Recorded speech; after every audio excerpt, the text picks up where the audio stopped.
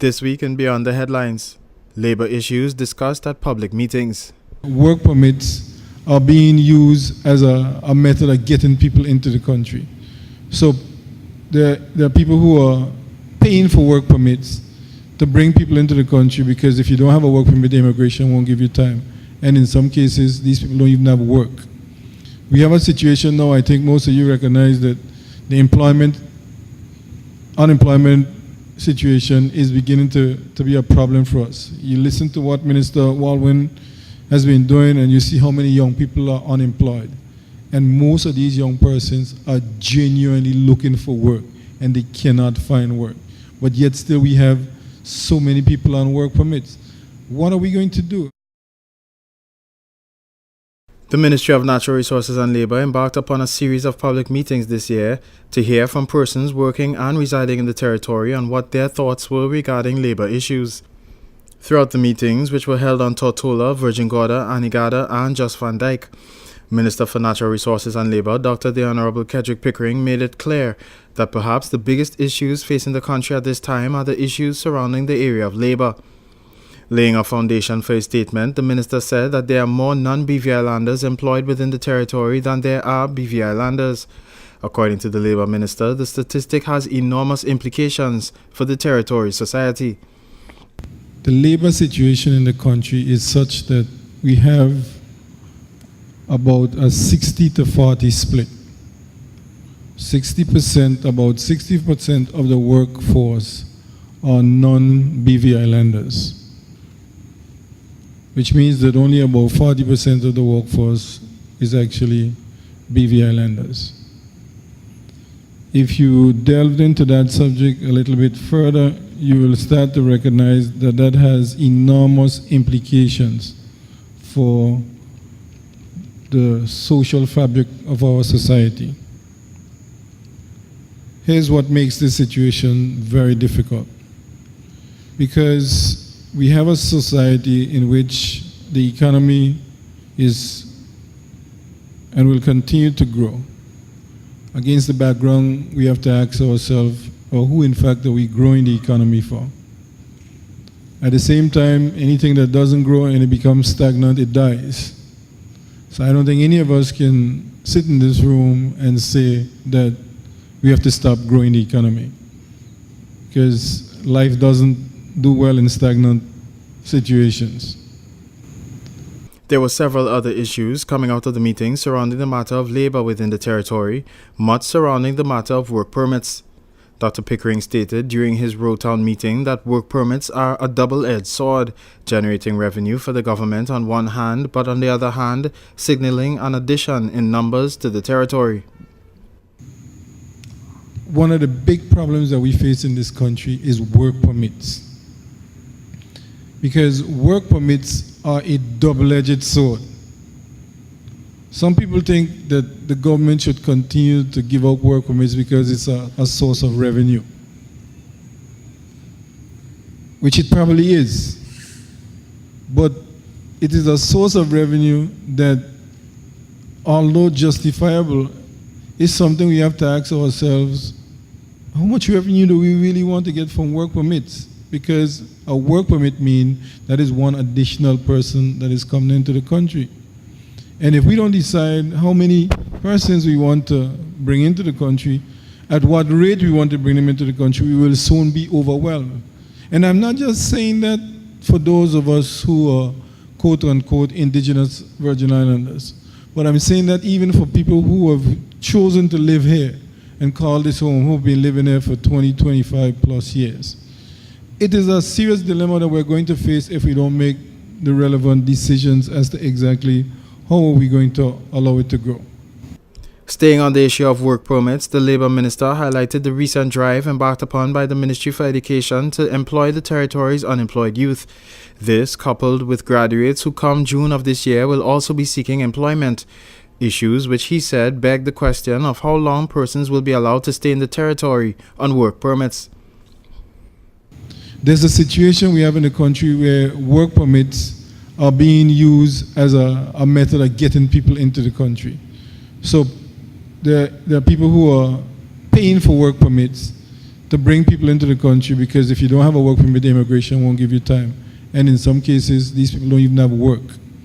We have a situation now, I think most of you recognize that the unemployment situation is beginning to be a problem for us. You listen to what Minister Walwyn has been doing, and you see how many young people are unemployed. And most of these young persons are genuinely looking for work, and they cannot find work. But yet still we have so many people on work permits. What are we going to do? Are we going to start not renewing people's work permits, not giving new work permits? Those are difficult questions that we have to answer.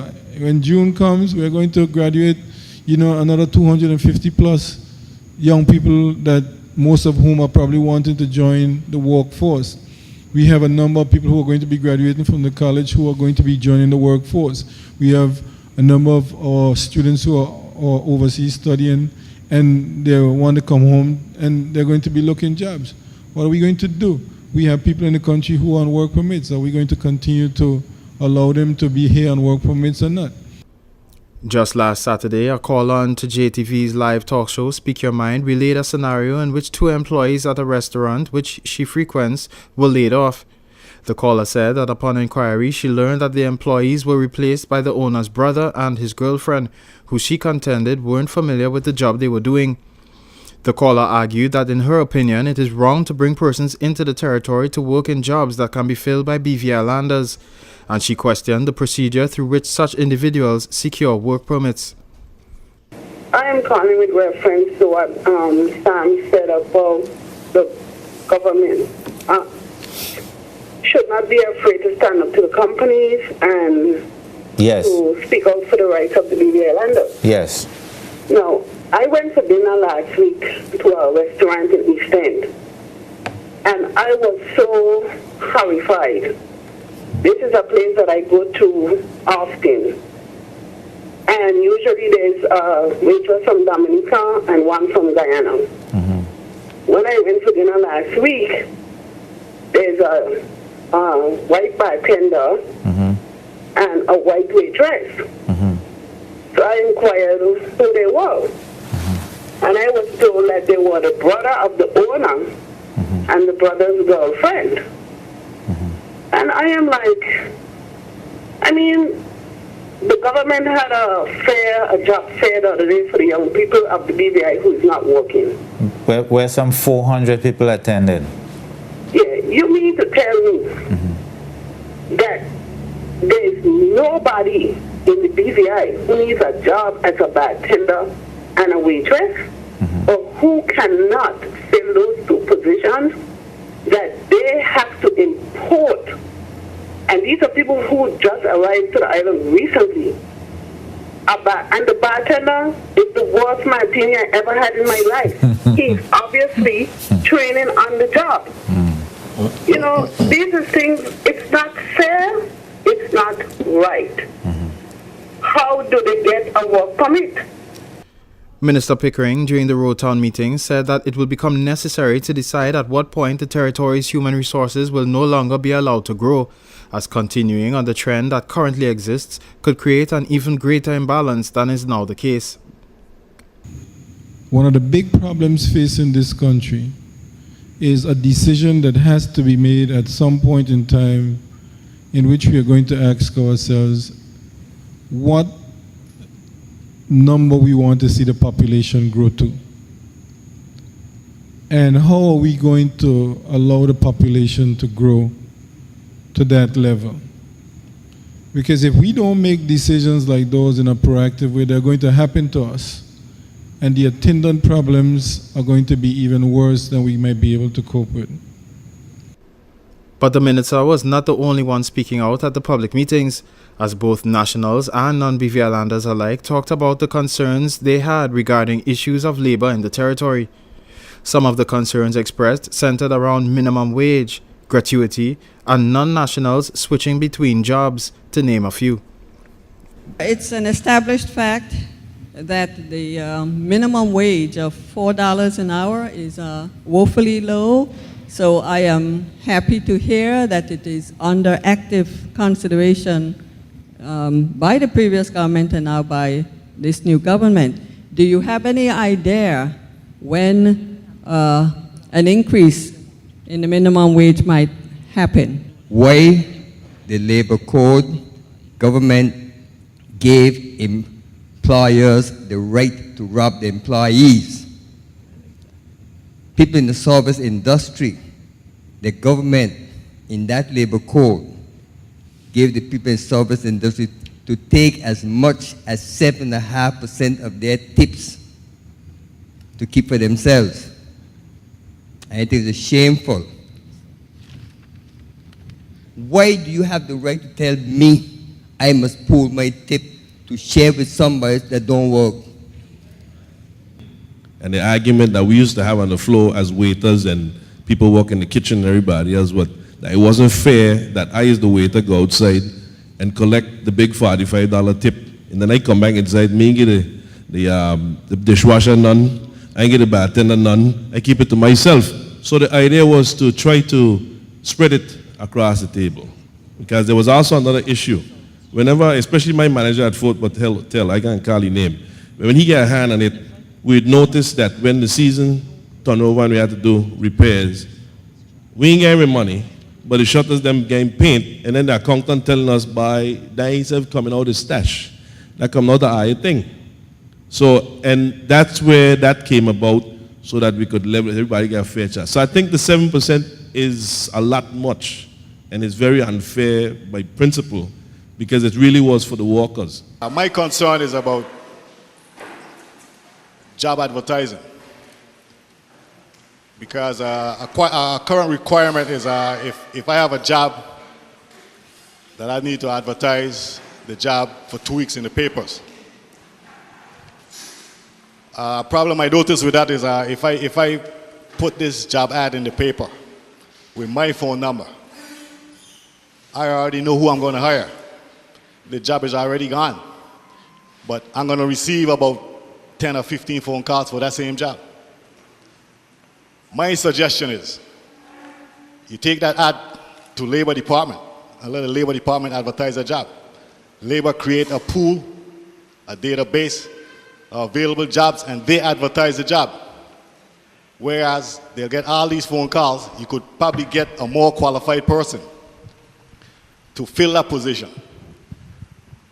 I'm saying this because it could also assist the Labor Department to prevent fraud, misrepresentation, people getting permits for jobs that don't exist. You know, for instance, you may get a job for a babysitter and the baby doesn't exist. And there'll be more scrutiny of the application by the labor inspectors to show transparency, accountability, instead of me just putting an ad in the paper and I get in all the phone calls. In this country, you need a trade license to do everything, except for engineering. Any engineer from abroad can submit drawings to Public Works, and those drawings will be approved. Not any architect can submit drawings to land development. But any engineer can submit drawings to Public Works. And I know this is under your portfolio, and I'd like you to do something about it. Now, even government goes and they go and hire outside consultants, you know, without asking anyone here if they can do the job. You know, now in 2005, I was in Poland working. I kept seeing in the newspapers, you know, the BVI need engineers, the BVI need engineers, the BVI need engineers. And I come home and I'm seeing outside engineers getting to work all the time. Not only that, our local engineers are just now coming home, but we're on a fast track going back to the States, back to England. We're going back to work, while the foreign engineering companies are hiring more and more outside engineers to come in. So we have to either sit here with our thumbs in our behind doing nothing for them to collect more money and hire more people, pay them lower wages, or we have to leave the country. And I think this is something that you can address right away. You know, it's a simple thing. If you have a local trade license, you're allowed to put in drawings at Public Works, period. Minister Pickering asked one question at the end of each of the meetings, namely whether or not the population can continue to grow at a rate where the territory is continually dependent upon imported labor. The minister, during his meeting in East End, went as far as to allude to a category of workers from a particular country that are becoming popular in the BVI, which he said poses serious short-term and long-term social implications for the territory. It is a problem that we have, as a country, have got to face.